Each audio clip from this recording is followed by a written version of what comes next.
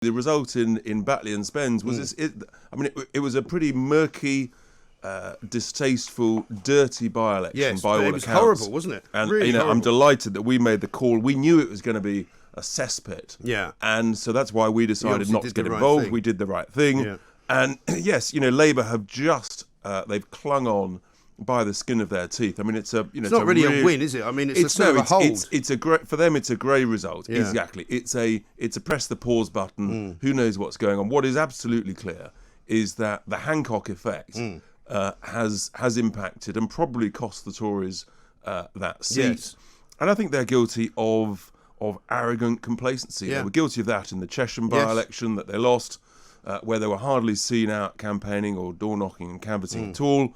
And I'm told up in Batley and Spen that essentially the Conservative candidate, he was protected, he was hardly ever seen, and he wouldn't be out there door knocking. And most importantly of all, he didn't have the courage to stand up and support and defend the teacher of the Batley Grammar School. And nobody really did, which is extraordinary, nobody, isn't it? which is a it's a sign of weakness. It's a sign of the fear. It's a sign of the intimidation.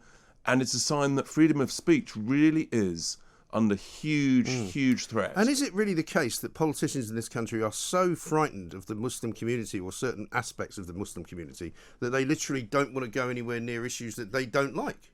I'm afraid I'd say bad? I think it is that bad. Yeah. And what you saw in Batley and Spen, where obviously there's a significant Muslim community, was and Kim Leadbeater herself.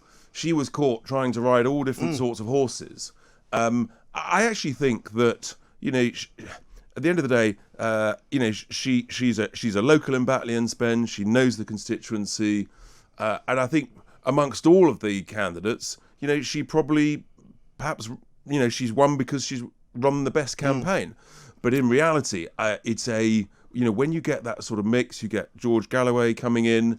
She's only won by 323 votes, which is tiny compared to the majority they had before. And so she's sort of crept in somehow, maybe because George Galloway didn't have an extra couple of days to get extra votes, or because the Tories were knocked back because of Hancock. She's crept in because of Hancock, because the Tory candidate didn't have the courage to get out there, to be seen more on the doorstep and to stand up for the teacher. That's my take on it. Yes, I think that's absolutely right. And the disgraceful thing about it really as well is that Keir Starmer talks about, and I was listening to Julie this morning, talks about them running a sort of an honest campaign for peace in the area and to pour oil on troubled waters and all this absolute rubbish. It's absolutely rubbish.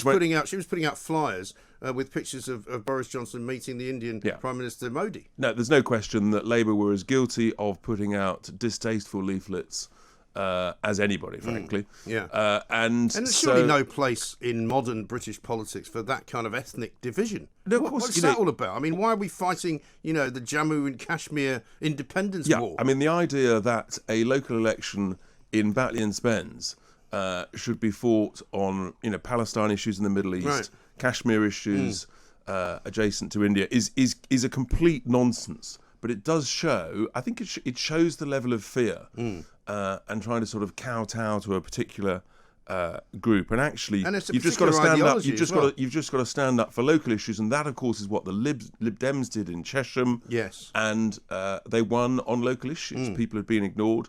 What we haven't really heard much about was the extent of tactical voting in Batley. That may or may not emerge. But look, the Tories should be 2 MPs. They should have 2 more MPs this morning than they do, but their arrogance, their complacency has definitely cost them. But I suppose the good news for them is that this result will remain, hopefully, one that keeps Keir Starmer in the position of leader of the opposition, because what they don't want, I presume, the Tories, is somebody, even if it was Angela Rayner, who might be a bit better or a bit more feisty than Starmer, who's just hopeless. I never actually bought into the idea that he would have been ousted had Labour lost this by-election. I think he would have, he would have continued. I think the reality is it's much bigger than just a few votes in one by-election. No one knows what Labour stand for. They're completely split down the middle. And I continue to believe that we will not see another Labour majority government in this country in our lifetimes. No, I don't think we will. You know, I Because think the only vociferous kind of group of people inside the party are the Corbynites, the people like Owen Jones, and the people who want to see another lurch to the left. And look how badly that went for them. Yeah, but it's quite clear the country doesn't want that. And so it's clear to me Labour cannot win a majority because they've lost Scotland. They're deeply damaged in the north of England. This whole identity politics that they keep talking about, frankly, whether you're in a pub, a fish and chip shop, a curry house, or watching your kids on the touchline on a Sunday morning, nobody talks about this about stuff. half a mile away. Yeah, nobody talks about this stuff. No one's interested in this stuff outside the wokery of the Westminster Village.